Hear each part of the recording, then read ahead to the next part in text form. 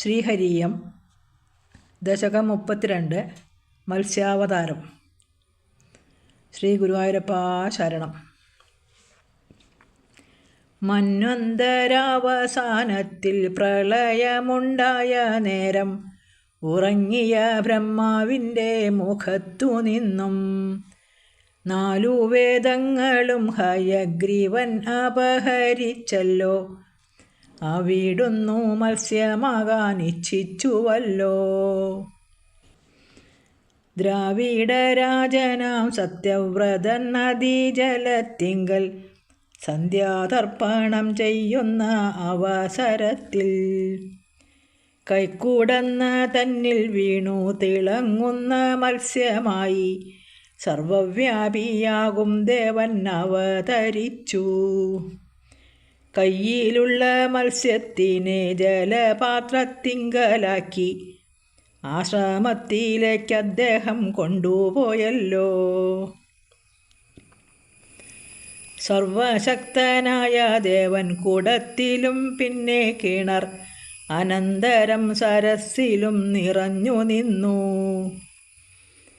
യോഗശക്തി കൊണ്ടു മുനി മീനിനെ കടലിലാക്കി പ്രളയദർശനത്തിനായി അപേക്ഷിച്ചപ്പോൾ 7 ദിനം കാത്തിരിക്കൂ എന്നു ചൊല്ലി മത്സ്യരൂപം എങ്ങോട്ടെന്നില്ലാതെ മെല്ലെ മറഞ്ഞുപോയി. ഭഗവാൻ ചൊല്ലിയ ദിനം അണഞ്ഞോരാ സമയത്ത് ഭൂമിയെല്ലാം വെള്ളത്തിൻ്റെ അടിയിലായി.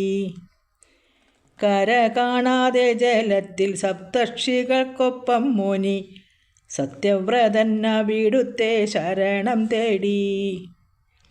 ഭൂമിയൊരു വഞ്ചിയായി അവരെല്ലാം അതിൽ കയറി ഭഗവാനെ അവിടുത്തെ കൽപ്പന പോലെ. ഭയപ്പെട്ടു എല്ലാവരും വഞ്ചിയുടെ ഇളക്കത്തിൽ. ഭഗവാനോ മത്സ്യമായി പ്രത്യക്ഷപ്പെട്ടു.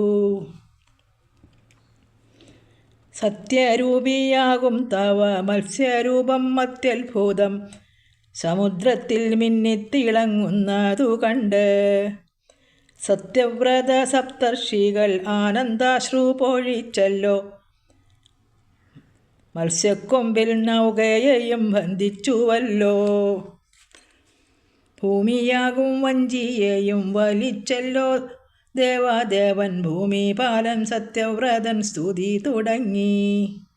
വിശ്വമാകെ രാജാവിനു കാണിച്ചു കൊടുത്തു ദേവൻ. വിഖ്യാതമാം ജ്ഞാനത്തെയും ഉപദേശിച്ചു.